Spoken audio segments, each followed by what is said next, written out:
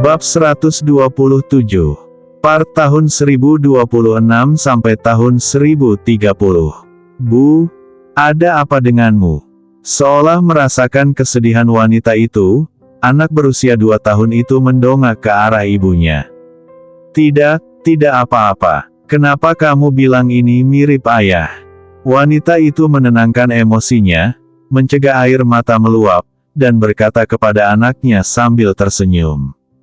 Bukankah ibu selalu mengatakan bahwa ayah adalah laki-laki yang berdiri tegak? Manusia pasir ini lebih besar dari rumah ini, bukankah dia mirip sekali dengan ayah? Kata anak kecil itu dengan suara manis sambil menatap ibunya. Perkataan seorang anak kecil yang membuat orang tertawa atau menangis membuat hati wanita itu berdebar kencang. Sudah 2 tahun sejak saya datang ke kota kecil ini. Dia tidak bertemu dengannya selama hampir 2 tahun, dan dia tidak pernah menyesali keputusan yang dia buat. Dia mencintainya, tapi justru karena dia mencintainya, dia tidak ingin mempermalukannya. Apalagi setelah mengetahui bahwa dia hamil, dia tidak ingin mengikatnya dengan seorang anak. Dia telah melakukan terlalu banyak untuknya, dan dia tidak pernah berhutang apapun padanya. Bahkan jika dia memiliki hubungan seperti itu dengannya, dia bersedia melakukannya. Dia tidak ingin membuatnya merasa tertekan dengan hubungan seperti itu. Dia masih muda dan hidupnya baru saja dimulai. Dia tidak ingin melihatnya membelenggu dirinya sendiri di usia yang begitu muda. Maka setelah mengetahui dirinya hamil, ia meninggalkan kampung halaman tempat ia tinggal selama bertahun-tahun dan datang ke kota tepi pantai ini dengan dalih mengajak orang tuanya jalan-jalan. Hari-hari ini, dia memikirkannya sepanjang waktu, dan terus merindukannya sepanjang waktu. Ini adalah pilihannya, betapapun sulitnya, dia dapat menanggungnya.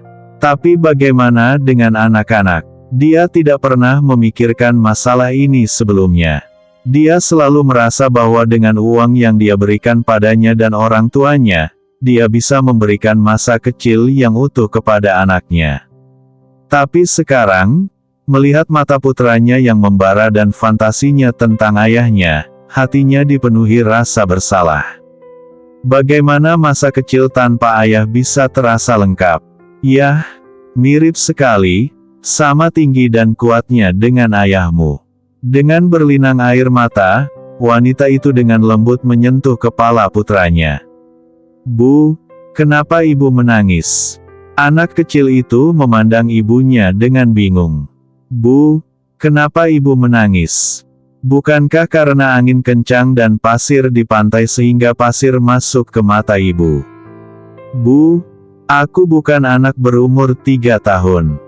Jangan bohong padaku. Sekarang tidak berangin, kata anak kecil itu dengan percaya diri. Wanita itu tidak tahu harus tertawa atau menangis. Apakah Anda anak berusia 3 tahun? Bu, apakah kamu merindukan ayah?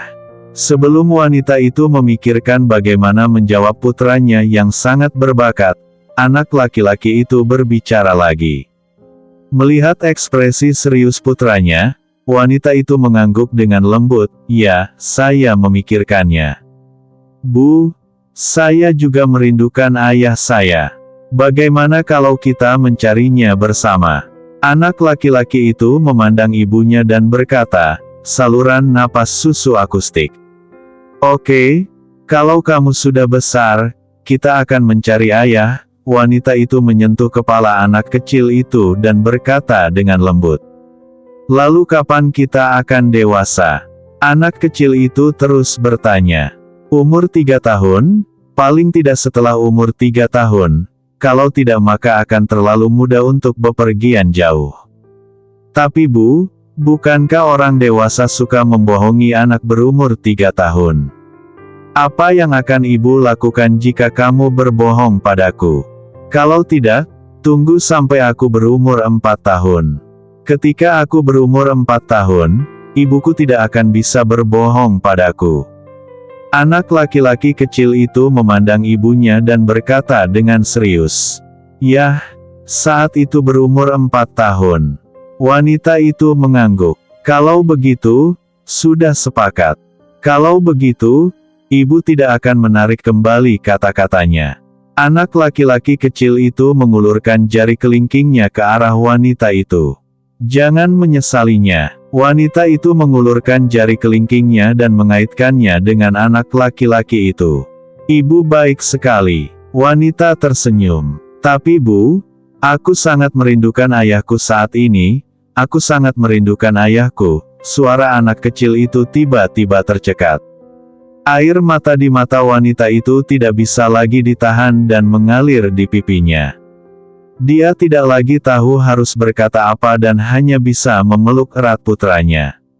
Bu, maafkan aku seharusnya tidak terlalu lemah. Aku menangis saat memikirkan ayahku, yang membuatmu sedih. Merasakan kesedihan ibunya, anak kecil itu segera menyeka air mata dari matanya dan melihat sampai ke ibunya, merasa sangat bersalah. Tidak, ibu tidak sedih, ibu bangga padamu. Wanita itu menggelengkan kepalanya dengan lembut dan memeluk putranya lagi. Tak jauh dari situ, pasangan tua yang sedang bertengkar juga berhenti berdebat dan melihat ke sini dalam diam. Kasihan Sixiu, gumam wanita tua itu, dan setetes air mata lilin jatuh dari sudut matanya. Lelaki tua di samping tidak menangis, tapi hanya merangkul bahu bosnya dan berbisik pelan, "Kamu benar, putri kita bisa hidup tanpa laki-laki, tapi cucu kita tidak bisa hidup tanpa ayah." Pantai di halaman villa, suasana hening, yang tersisa hanyalah suara tangis tercekat. Di pantai luar halaman, di bawah pohon kelapa, seorang wanita berbikini sedang bersandar di batang pohon sambil berpose dengan berbagai pose. Di depannya, seorang pria yang memegang kamera SLR terus menekan tombol rana, seolah-olah sedang mengambil foto potret sang model. Sebagian besar foto gadis berbikini memperlihatkan ibu dan anak tersebut di halaman villa. Oke, mungkin karena merasa bahan di tangannya hampir sampai, fotografer mengambil fotonya, berjalan ke arah gadis berbikini itu, dan berkata dengan lembut. "Kapan mulainya?" Gadis berbikini itu meletakkan tangannya di bahu pria itu, berpura-pura menikmati foto bersama pria itu, dan berkata dengan lembut. "Kita harus menunggu lebih lama lagi. Berapa lama kita harus menunggu? Kita sudah berada di sini lebih dari sebulan." Gadis itu sepertinya mengeluh. Pria itu hendak memarahi gadis itu beberapa patah kata, tetapi nada dering ponselnya berdering saat itu. Pria itu menyerahkan penyerang di tangannya kepada gadis itu, dan berjalan ke samping untuk menjawab telepon. Wanita itu terus berpura-pura saling memandang, namun matanya menatap pria itu dari waktu ke waktu. "Perhatikan, mulai rencananya, ikuti rencana B." Pria itu sepertinya telah menerima beberapa instruksi, meletakkan ponselnya, mendekati wanita itu, dan berbisik. Ya, wanita itu terlihat senang dan akhirnya mengambil tindakan. Ini adalah misi pertamanya setelah menjadi anggota resmi grup, jadi dia tidak boleh melakukan kesalahan apapun. Sambil mengembalikan kameranya kepada pria itu, dia berjalan ke samping untuk mengemasi barang-barangnya. Akhirnya, dia tidak bisa menahan diri untuk tidak melihat ke arah villa yang tidak jauh dari situ. Memikirkan sosok wanita itu, bahkan dia merasa cemburu. Memikirkan bencana yang akan dihadapi wanita itu, senyuman dingin perlahan terbentuk di sudut mulutnya. Di ibu kota Mongolia, di rumah besar yang secara nominal milik Leon. Leon, yang mengenakan kain abu-abu dan hitam, sedang duduk di paviliun di taman, menggoda putrinya dalam pelukannya, dengan senyum ramah di wajahnya. Sudah lebih dari seminggu sejak putrinya lahir, tapi Leon sudah merasa seperti berada dalam mimpi. Dia menjadi seorang ayah dengan cara ini. Jika putri dalam pelukannya tidak begitu nyata, dia akan sulit mempercayainya. Tak jauh dari situ, Ratu Cardan dari Bangladesh sedang duduk di kursi malas dikelilingi beberapa menteri. Ia berdiskusi dengan Cardan mengenai opini publik terkini di Bangladesh mengenai berbagai pendapat yang dilontarkan orang-orang kepercayaannya tersebut. Cardan yang selalu rajin berpolitik dan tidak mendengarkan sama sekali, tetapi memandang ayah dan putrinya tidak jauh dari waktu ke waktu, dengan senyuman tipis muncul di sudut mulutnya. Alangkah baiknya jika adegan ini bisa bertahan selamanya. Beberapa menteri ratu menghela nafas saat melihat tatapan ratu yang ceroboh, lalu menatap pria tak jauh dari situ yang membantu Chardin menjadi Ratu Meng. Lebih baik tidak mengganggu ratu hari ini. Tanpa melanjutkan diskusi, mereka semua menemukan alasannya dan meninggalkan rumah pribadi tersebut. Apa yang terjadi? Setelah para menteri pergi, Leon menatap Kadan. Kini Kadan baru saja melahirkan seorang anak dan membutuhkan penyembuhan. Jika tidak ada yang penting, para menteri tersebut tidak perlu datang ke sini untuk menanyakannya saat ini. Tidak apa-apa, ini hanya masalah promosi investasi. Chardin tersenyum dan menggelengkan kepalanya. Untuk membantu Leon menyiapkan sejumlah besar dana untuk menangani Kamar Dagang Sunan, keluarga kerajaan Meng dan Kamar Dagang Tiongkok bersama-sama menarik investasi. Terima kasih atas kerja kerasmu. Berpikir bahwa Chardin masih harus mengkhawatirkan hal-hal ini saat ini, Leon mengucapkan terima kasih dengan tulus. Inilah yang harus aku lakukan. Chardin tersenyum dan menggelengkan kepalanya. Saat anak itu berumur 1 bulan, kembalilah ke Rongdu bersamaku.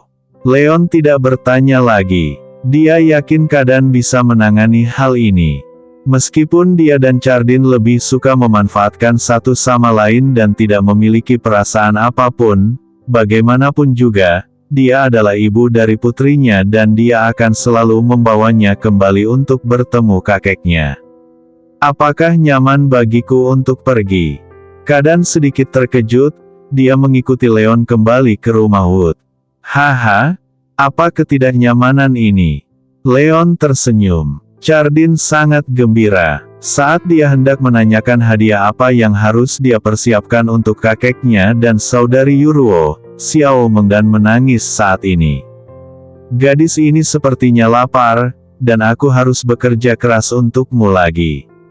Leon tersenyum, melangkah maju dan menyerahkan putrinya kepada Kadan. Kadan memutar matanya ke arah Leon dan berkata, ini hanya memberi makan. Ini bukan kerja keras. Leon tidak menjelaskan banyak hal. Dia kebetulan melihat Yehu mengedipkan mata padanya tidak jauh dari sana dan berkata dengan lembut, aku akan keluar. Petik 2. Leon melangkah keluar dan berkata kepada Yehu, ada apa? Tuan, lihat. Yehu langsung menyerahkan ponselnya kepada Leon. Leon mengambilnya dan melihat bahwa layar itu adalah halaman situs web negara sekutu. Di halaman itu, ada foto penyanyi baru debut dari Bangladesh yang sedang melakukan pemotretan di pantai. Namun, foto ini jelas diambil oleh orang yang lewat, dan latar belakangnya tidak diproses sama sekali. Selain penyanyinya sendiri, ada orang lain yang lalu lalang. Leon sedikit bingung dan hendak bertanya mengapa kamu menunjukkan ini kepadaku. Tapi tiba-tiba dia melihat seorang wanita gemuk bermain di pasir dengan seorang anak laki-laki berusia sekitar 2 atau 3 tahun di sudut foto. Hanya saja fotonya agak buram, dan Anda tidak bisa melihat seluruh wajah wanita tersebut dengan jelas. Anda hanya bisa melihat samar-samar profil dan outline-nya. Meski hanya profil samar-samar, sekilas Leon masih mengenali wanita itu, wanita yang sudah hampir 3 tahun tidak dilihatnya. Di mana tempat ini? Leon mengangkat kepalanya dan menatap Yehu. Pelabuhan Mendola berjarak 2 jam berkendara dari sini, kata Yehu. Siapkan mobilnya, kata Leon langsung. Ya. Lebih dari 2 jam kemudian, Leon membawa Yehu dan beberapa prajurit Satsuma ke villa tepi laut di Pelabuhan Mendola. Leon mengeluarkan ponselnya dan memeriksanya dengan cermat, memastikan bahwa itu memang villa ini. Villa ini terletak di tepi pantai, dengan halaman kecil dengan pagar kayu di depannya. Ibu dan anak dalam foto tersebut sedang bermain di halaman dan diabadikan oleh fotografer. Leon secara pribadi berjalan ke pintu halaman dan membunyikan bel pintu. Namun setelah menunggu lama, tidak ada yang membukakan pintu. Leon mengangkat alisnya. "Tuan muda, Anda mungkin sudah keluar. Bagaimana kalau kita masuk dan menunggu?"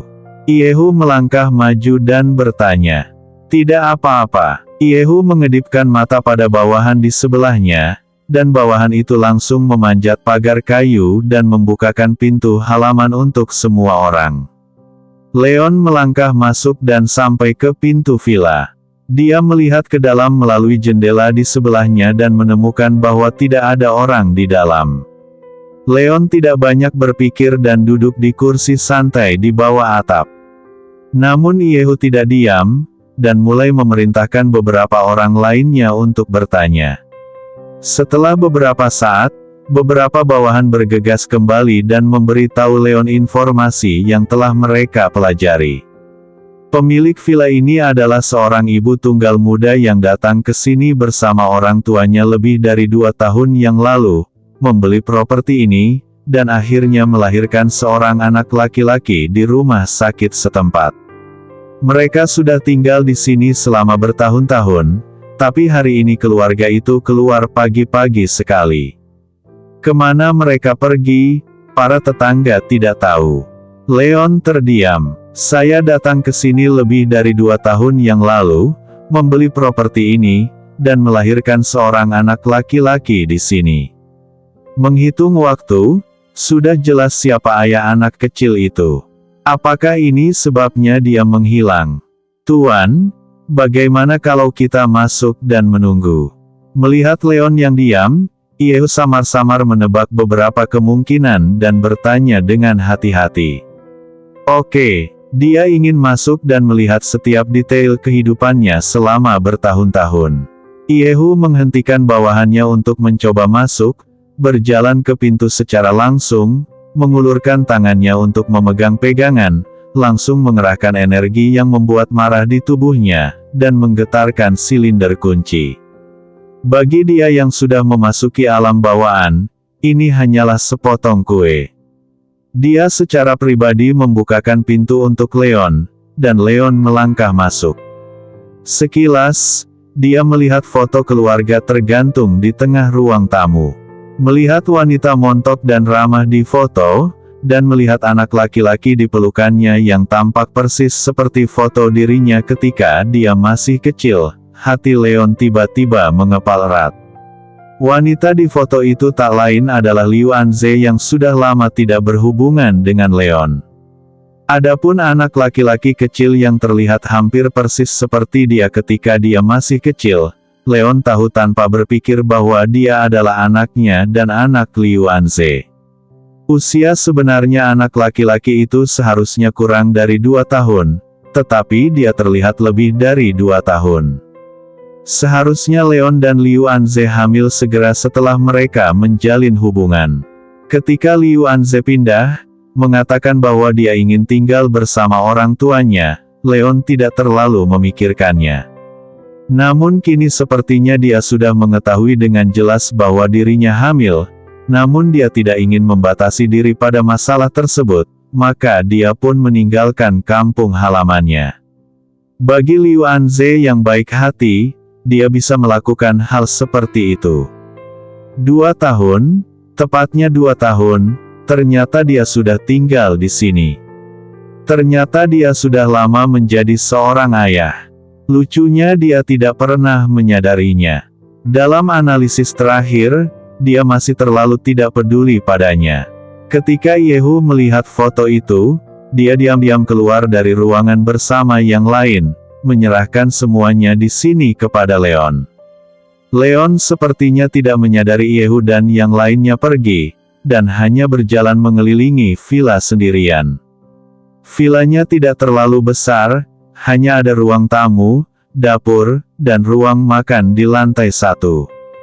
Ada 3 kamar di lantai 2, 1 kamar milik 2 orang tua, dan kamar lainnya milik Liu Anze dan anak kecil itu.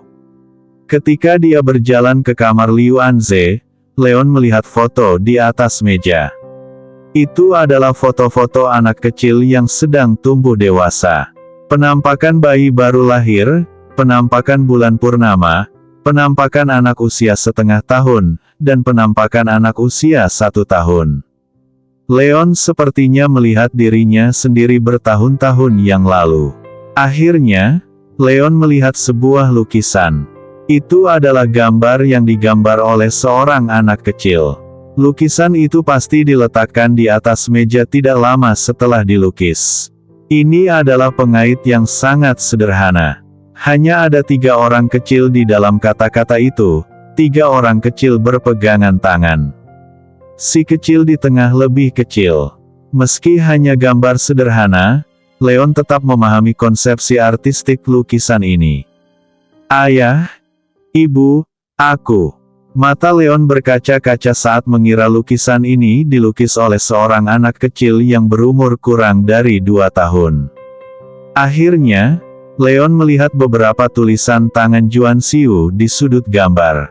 Pikirkan dan praktikkan. Itu tulisan tangan Liu Anze. Si Xiu. Itu nama anak kecil itu. Pikirkanlah, pikirkanlah. Air mata jatuh dari matanya. Baru pada saat inilah Leon tahu betapa dia berhutang budi pada ibu dan putrinya ini. Ding ring ring. Telepon di kamar tiba-tiba berdering saat ini. Leon sedikit terkejut dan tidak segera menjawab telepon. Tapi telepon terus berdering. Leon merenung sejenak dan menjawab telepon. Halo, Tuan Wood, bagaimana perasaan Anda melihat lukisan putra Anda dengan mata kepala sendiri? Yang tidak disangka Leon adalah suara senyuman datang dari telepon. Siapa kamu? Alis Leon melonjak, dan dia dengan cepat mengamati sekeliling. Dia menemukan kamera di dekat jendela, dan pupil matanya melonjak dengan cepat. Haha, tidak peduli siapa aku. Yang penting, apakah kamu ingin bertemu dengan anakmu? Di mana dia? Pembuluh darah muncul dari dahi Leon. Haha, anak kecil, apakah kamu ingin mengatakan beberapa patah kata kepada ayahmu? Suara ini datang dari ujung lain telepon. Hati Leon tiba-tiba berdebar kencang. Ayah, apakah kamu benar-benar ayahku? Pria di ujung telepon sepertinya sedang menyerahkan teleponnya kepada orang lain. Ini aku, Nak. Leon tahu bahwa pihak lain pasti bisa melihat penampilannya melalui layar pengawasan, dan mengangguk ke arah kamera. Meskipun dia tidak melihat orang lain, dia tahu itu pasti putranya, si Xiu. Ayah, aku sangat merindukanmu. Suara anak yang tulus terdengar lagi dari ujung telepon. Ayah sangat merindukanmu. Air mata yang sedari tadi mengalir di pelupuk matanya tak kuasa lagi ditahan dan terus berjatuhan dari sudut matanya. Ia tidak pernah menyangka suatu saat ia akan menangis di depan kamera. Di sisi lain kamera adalah anak pertamanya di dunia. Tuan Wood, apa kabar? Kapan Anda berencana untuk datang dan bertemu dengan putra Anda yang berharga? Telepon sekali lagi dihentikan oleh pria yang berbicara sebelumnya. Lokasi. Leon menekan amarah di hatinya dan berkata dengan dingin. Tuan Wood, apakah dia tahu tentang Pulau Kairo? Ya, Pulau Kairo merupakan sebuah pulau kecil yang terletak di tengah Laut Cina Selatan. Kalaupun naik speedboat tercepat, setidaknya butuh 4 atau 5 jam untuk sampai. Itu bagus. Jika Tuan Wood bisa datang ke Pulau Kairo besok pagi, saya bisa mempertemukan ayah dan anak Anda. Ingat, Anda hanya diperbolehkan mendarat di pulau itu sendirian. Seorang pria terkekeh di ujung sana. Telepon. Oke, aku ingin berbicara dengan anakku lagi. Suara Leon sangat dingin. Oke, Pria itu tersenyum dan menyerahkan teleponnya kepada anak kecil itu.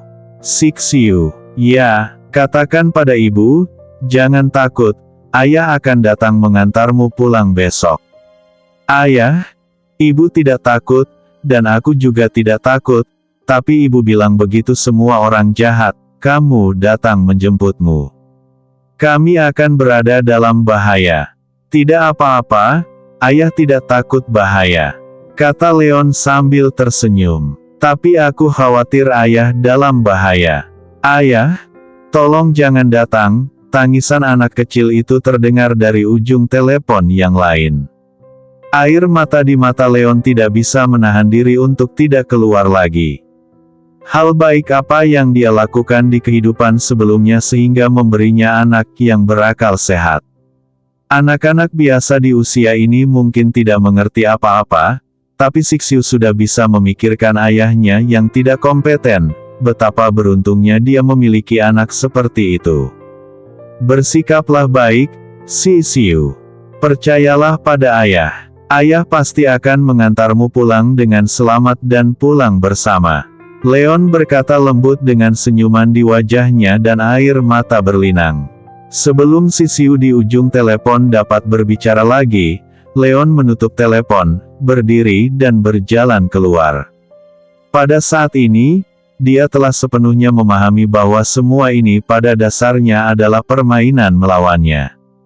Tujuan pihak lain adalah diri Anda sendiri. Saat ini, dia bahkan tidak tahu siapa pihak lainnya. Tapi jadi apa? Putranya masih di sana, dan meskipun itu neraka, dia masih harus menerobos. Ketika Leon keluar dari villa, air mata di matanya telah hilang, dan ternyata matanya sangat dingin. Tidak peduli siapa yang menggunakan putranya sebagai umpan untuk memikatnya agar mengambil umpan tersebut, dia akan membuat orang lain menyesal dan menyesal hidup di dunia ini. Tuan, merasakan aura pembunuh dingin yang terpancar dari tubuh Leon, Iehu sedikit khawatir. Siapkan Fastboat dan bawa aku ke Pulau Kairo. Leon tidak berkata apa-apa lagi, langsung pesan saja. Ya, Iehu tidak berani bertanya lagi dan mengangguk untuk menerima pesanan. Pulau Kairo merupakan pulau kecil yang terletak di tengah Laut Cina Selatan. Letaknya di laut lepas dan bukan milik negara manapun. Ini adalah zona yang sungguh-sungguh. Oleh karena itu, keamanan pulau tersebut sangat kacau dan tidak ada moralitas sama sekali. Pembunuhan dan pembakaran adalah hal biasa. Namun, lebih dari sebulan yang lalu, kelompok tentara bayaran bernama Hansing mendarat di pulau itu. Hanya butuh 3 hari untuk sepenuhnya menduduki pulau kecil yang tidak dipedulikan siapapun ini. Kecuali beberapa wanita cantik, seluruh penduduk asli pulau itu dibantai. Pada masa itu, seluruh pulau dipenuhi darah. Karena pulau kecil ini sudah lama berada dalam kekacauan, tidak ada kontak dengan dunia luar, bahkan hingga saat ini kejadian tersebut belum menarik perhatian siapapun. Sekarang, tempat ini telah lama menjadi wilayah pribadi kelompok tentara bayaran Hansing, dan seluruh pulau telah dibangun seperti tong besi. Di tengah Pulau Kairo, rumah milik pemilik asli pulau juga menjadi markas sementara Hansing di pulau ini. Tepat ketika Leon menutup telepon, di sebuah suite di Manor ini, Mu Hansing, mengenakan jaket hitam, meletakkan telepon satelit di tangannya, menyentuh kepala anak laki-laki di sebelahnya, dan tersenyum lembut, "Anak kecil, jangan khawatir, ayahmu pasti akan kembali, karena dia adalah ayahmu." Huff. Anak kecil itu menoleh, melepaskan diri dari sentuhan pria itu, dan mendengus dingin. Dia benar-benar berusia kurang dari 2 tahun. Mu Hansing tersenyum dan berkata kepada Liu Anze, yang sedang duduk di sofa tidak jauh dari situ. Liu Anze tidak berbicara, tetapi memandang Mu Hansing dengan dingin. Baru saja, mereka bisa melihat Leon masuk ke kamar mereka melalui kamera pengintai. Ketika dia melihat wajah itu lagi, banyak emosi melintas di hatinya, dan dia akhirnya mengerti mengapa orang-orang ini memperlakukan keluarganya seperti ini. Semua ini ditujukan pada Leon. Tapi dia tidak mengatakan apapun untuk menghentikan kedatangan Leon, karena dia tahu bahwa dengan karakter Leon, setelah mengetahui semua ini, dia tidak akan pernah duduk diam dan mengabaikannya. Seperti yang dikatakan pria di depannya, dia adalah ayahnya. Pria yang jujur itu. Haha, oke, aku tidak akan mengganggu istirahatmu. Jangan khawatir, apapun yang terjadi, keluargamu akan selalu bersatu kembali. Kamu tidak perlu berterima kasih padaku. Mu Hansing tidak peduli dengan ucapan Liu Anze. Ketidakpedulian, tertawa, dan melangkah pergi. Begitu Mu Hansing pergi, anak kecil itu segera berlari ke pelukan ibunya. Jangan khawatir, ayahmu akan baik-baik saja. Dia pasti akan menyelamatkan kita. Melihat sorot mata putranya, Liu Anze menyentuh wajah merah mudanya dan berkata dengan lembut. Benarkah? Anak kecil itu memandang ibunya dengan serius. Ya, Liu Anze tersenyum dan mengangguk. Anak kecil itu tertawa gembira. Di sisi lain, orang tua Liu Anze merasa getir di hati saat melihat senyum cerah cucunya. Menyimpan. Bagaimana cara menyimpan? Dalam perjalanan ke sini, bukan berarti mereka tidak melihat pemandangan di luar. Orang-orang yang mereka temui semuanya bersenjatakan senjata. Belum lagi Leon datang sendirian, bahkan jika dia membawa pasukan, dia tidak bisa menyelamatkan mereka sama sekali. Mungkin, saat Leon mati di tangan pihak lain, itulah saatnya mereka meninggalkan dunia ini. Aku hanya tidak tahu apakah Leon bisa bertahan di sini dan melihat putranya untuk terakhir kalinya. Di sisi lain, setelah Mu Hansing meninggalkan ruangan yang dijaga ketat, dia sampai ke balkon di lantai 3. Di sana, seorang pria berbaju hitam sedang berdiri dengan tenang di atap. Melihat awan menyala di langit barat, Tuan Dugu, Leon harusnya tiba di sana besok pagi. Mu Hansing berkata kepada pria itu dengan hormat. Bukankah terlalu kejam menggunakan metode ini? Dugu Jian mendengus dingin. Haha, kami adalah kelompok tentara bayaran. Kami hanya mencari hasil. Adapun prosesnya, tidak masalah. Mu Hansing tersenyum. Sejak Leon menyelamatkan Profesor Liu dan menghancurkan markas keluarga K, mereka telah memasukkan Leon sebagai target yang harus dibunuh. Hanya saja mereka tidak pernah memiliki kesempatan untuk menyerang Leon dan membiarkan mereka mengambil risiko memasuki Dragon Soar, mereka tidak berani. Hingga lebih dari sebulan yang lalu, Liu Anze dan putranya secara tidak sengaja ditemukan. Ketika dia mengetahui hubungannya dengan Leon, Mu Hansing sudah mulai membuat rencana. Ketika Leon datang ke negeri Meng lagi karena Ratu Negeri Meng, sudah waktunya dia mengambil tindakan. Menurut rencananya, dia menggunakan ibu dan anak Liu Anze sebagai sandera, memikat Leon ke sini, dan kemudian menggunakan setengah dari kelompok tentara bayaran elit untuk membunuh Leon. Jika Leon masih tidak bisa dibunuh seperti ini, maka aturlah orang yang sangat berkuasa untuk menjadi pilihan terakhir. Ide awal Mu Hansing adalah meminta wanita dari keluarga K untuk mengambil tindakan, namun sayangnya ayah Carlo pada akhirnya menolak permintaannya. Untungnya, Carlo akhirnya membujuk Dugu Jian untuk mengizinkannya menggunakan pedang. Dugu Jian masih berada di puncak 9 alam, tetapi Mu Hansing, yang juga seorang pejuang, dapat dengan jelas merasakan bahwa niat pedangnya semakin kuat. Untuk 9 alam biasa, ada 3 atau 5. Mungkin itu hanya masalah pedang. Dengan dia sebagai pilihan terakhir, tidak ada yang salah. Dugu Jian diam, dia punya cara berbeda dan tidak mau bersekongkol satu sama lain. Jika Carlo tidak selalu memperlakukannya dengan sopan, dia akan terlalu malas untuk ikut serta dalam masalah ini. Jika dia ingin membunuh Leon, dia akan langsung datang ke pintu dengan pedang di tangannya. Faktanya, rencananya adalah menunggu sampai dia benar-benar menstabilkan niat pedangnya dan memasuki dunia sekte sebelum kembali ke negara tersebut.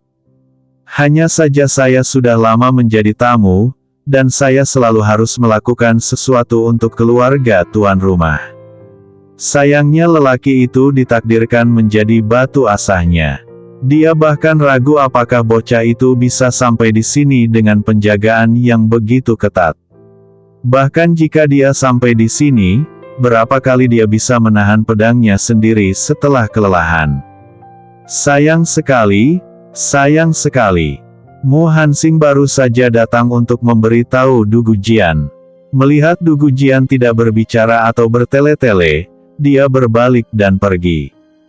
Tunggu. Begitu dia berbalik, dia mendengar suara Du Gujian. Tuan Dugu, jika ada yang harus Anda lakukan, tanyakan saja. Mu Hansing berbalik dan berkata sambil tersenyum. Tidak peduli apakah Leon bisa sampai di sini atau tidak, setelah kematiannya, kamu tidak diperbolehkan menyentuh ibu dan anak. Hah? Mu Hansing memandang Du Gujian dengan ekspresi bingung. Menurutnya, pria ini tidak tertarik pada apapun kecuali ilmu pedang, apalagi pada wanita muda yang cantik. Kenapa dia tiba-tiba memperhatikan ibu dan putranya?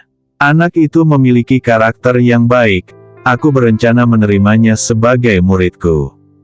Du Gujian jarang menjelaskan.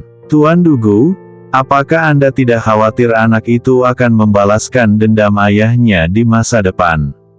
Mu Hansing tampak aneh. Jika suatu hari dia bisa membunuhku dengan skill pedangku, dia akan mati tanpa penyesalan. Du Gujian berkata dengan ringan. Saya telah diberi pelajaran. Mu Hansing tercengang, seolah dia tidak menyangka Du Gujian akan mengucapkan kata-kata seperti itu.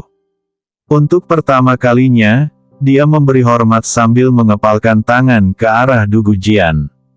Seorang pejuang yang menganggap jalan pedang lebih penting daripada nyawanya sendiri patut dihormati.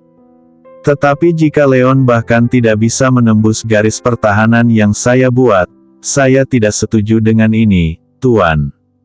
Pada akhirnya, Mu Hansing menambahkan, begitu Leon Zhen mati di tangan salah satu bangsanya sendiri, anak laki-laki itu akan dilatih oleh Du Gujian dan dia akan menjadi sasaran balas dendam, dan dia tidak ingin menjadi orang berdosa.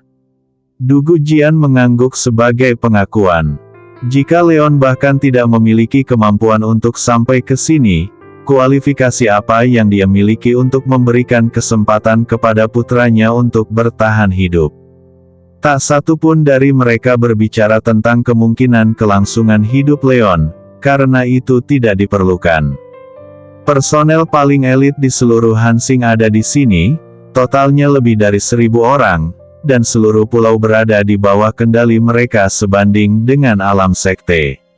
Ada banyak ahli yang bertanggung jawab. Bahkan jika mereka tidak bisa membunuh Leon, mereka sebaiknya menyeka lehernya saja. Mu Hansing pergi, dan dia menganggapnya menarik ketika dia berpikir jika Leon benar-benar memiliki kesempatan untuk datang ke sini dan akhirnya mati di tangan Du Gujian, tetapi Du Gujian akan menerima putra Leon sebagai muridnya. Saya tidak tahu seperti apa keadaan pikiran anak berbakat ini ketika dia besar nanti. Adapun Du Gujian, dia masih berdiri di atap dengan tatapan yang dalam. Pedang itu kejam. Dia tidak tahu apakah dia bisa mencapai puncak pedang kejam dalam kehidupan ini, tapi dia percaya bahwa jika anak kecil itu melihatnya membunuh ayahnya di depan wajahnya, dia akan menjadi orang terbaik untuk berlatih pedang kejam. Malam semakin gelap. Di pelabuhan Mendola, kapal perang berlogo militer Bangladesh terhapus berlayar keluar pelabuhan dan menuju ke tengah laut Cina Selatan. Saat matahari menyinari seberkas ikan putih dari langit timur keesokan harinya, kapal perang dengan logo militer terhapus muncul di laut lepas. Di dek, Leon, yang telah berlatih bersila sepanjang malam, berdiri dan mendekati haluan kapal, memandangi pulau yang menjulang di kejauhan. Pada saat ini, Nightingale dan Iehu, yang telah mengenakan pakaian dan celana kulit hitam lagi, keluar dari kabin dan mendekati Leon. "Tuan, kami mengetahuinya. Lebih dari sebulan yang lalu, sekelompok orang mendarat di Pulau Kairo. Sejak itu, tidak ada berita tentang seluruh Pulau Kairo. Kelompok orang itu mungkin adalah kelompok tentara bayaran dari Dit Delta. Hansing." Malam itu, Iehu mengerahkan hampir semua kekuatan laten di negara bagian Meng dan mencoba yang terbaik untuk mengumpulkan informasi tentang Pulau Kairo, dan akhirnya menemukan beberapa petunjuk. Hansing. Leon mengangkat alisnya, akhirnya memahami siapa dalang di balik penangkapan Liu Anze dan putranya. "Saya tidak berani memastikannya, tapi markas besar Hansing memang mengirim banyak orang lebih dari sebulan yang lalu. Tidak perlu konfirmasi, itu pasti mereka." Leon menggelengkan kepalanya. Selain itu bagi Hansing, wilayah Liga Selatan ini juga memiliki tidak ada yang akan melakukan hal seperti itu. "Tuan, jika itu benar-benar Hansing, bukankah terlalu berbahaya bagimu untuk mendarat di pulau sendirian?" Tidak peduli seberapa kuat Leon, dia masih sendirian, tapi lawannya adalah seluruh kelompok tentara bayaran. Mereka telah menetap di pulau itu selama sebulan lagi. Leon pergi sendirian, apa perbedaan antara ini dan kematian? Xiao Xiu ada di tangan mereka, aku tidak punya pilihan. "Tuan, Nightingale dan saya bisa memimpin orang ke pulau dengan tenang dari belakang." Iehu berkata lagi, tapi sebelum dia bisa menyelesaikan kata-katanya, dia disela oleh Leon. "Risikonya terlalu besar. Mereka khawatir Iehu dan yang lainnya akan terlalu berisiko untuk mendarat di pulau itu, dan mereka juga khawatir hal ini akan diketahui pihak lain, yang pada akhirnya akan merugikan ibu dan anak Liu Anze." Iehu membuka mulutnya, ingin mengatakan sesuatu lagi, tapi tidak ada yang keluar. "Bos, jika kamu belum meninggalkan pulau itu sebelum matahari terbenam, aku akan memimpin pertumpahan darah di pulau itu." Akhirnya, Nightingale, yang dari tadi terdiam di seberang sana, berkata, "Oke." Leon mengangguk ringan. Dia tahu bahwa ini adalah balasan burung bulbul kepadanya. Sebelum matahari terbenam, jika dia tidak meninggalkan pulau itu, dia pasti sudah mati. Tidak dapat menahan diri, mereka hanya dapat memilih balas dendam. Saat ini, garis besar pulau menjadi semakin jelas. Ketika jaraknya sekitar 20 mil laut, Leon berkata, "Oke, ayo pergi ke sini." Iehu harus menghentikan kapal perang. Seseorang telah meletakkan speedboat. Leon berbalik dan melihat ke arah Iehu dan Nightingale. Dia tidak mengatakan apa-apa, hanya mengangguk ke arah mereka berdua dan melompat ke speedboat. "Percaya jika terjadi sesuatu padaku, mereka pasti akan menjaga mereka yang membutuhkan perawatan." Gemuruh. Motor speedboat berbunyi, dan Leon secara pribadi mengemudikan speedboat tersebut dan melaju pergi. Iehu dan Nightingale, termasuk sekelompok prajurit Satsuma, berdiri di geladak dan menyaksikan Leon pergi. "Bos, apakah bos benar-benar pergi sendirian?" Seorang prajurit Satsuma memandang Nightingale dan bertanya dengan bingung. Suku Satsuma terlahir sebagai pejuang, demi kelangsungan hidup sukunya. Setiap orang dewasa suku Satsuma, baik laki-laki maupun perempuan, tidak peduli dengan hidup atau matinya sendiri. Dia tahu ada harimau di pegunungan, dia masih merasa sangat dikagumi. "Bagaimana kalau kamu ikut?" Nightingale mencibir. "Saya ingin, tetapi bos tidak mengizinkan saya melakukannya, kan?" Prajurit itu tampak sedih. Burung bulbul menghela nafas. Bos, apakah dia akan selamat?" Pria itu bertanya dengan sedih. Meskipun sebagian besar dari mereka bertemu Leon untuk pertama kalinya, mereka telah mendengar tentang bos dari Nightingale ini. Dia baik kepada orang lain, murah hati dalam berurusan dengan orang, dan kuat sedih. Tentu saja, kalau tidak, mengapa aku memenuhi syarat untuk menjadi bosmu? Nightingale tersenyum dan mengucapkan kata-kata yang bahkan dia tidak percaya. Masuk akal. Prajurit yang menanyakan pertanyaan itu menyeringai, hanya tersenyum, lalu terdiam. Bersama teman-temannya di sekitarnya, dia memandangi sosok itu yang semakin menjauh dalam diam. Bos, bisakah kamu menciptakan keajaiban? Kapten, orang yang dituju ada di sini. Di tengah Pulau Kairo, aula di tengah mansion dipenuhi dengan layar. Di setiap layar, ada beberapa gambar pada mereka. Pada saat ini, seorang wanita tiba-tiba menunjuk ke layar dan berkata, "Wanita ini adalah penyanyi dengan sosok seksi. Berapa banyak orang di sana?" Mu Hansing, yang sedang duduk dan menunggu, mendongak sendiri. "Haha, itu memang gaya Leon. Mari kita undang beberapa tamu terhormat untuk datang dan menikmatinya bersama." Mu Hansing terkekeh dan berjalan dari tempatnya.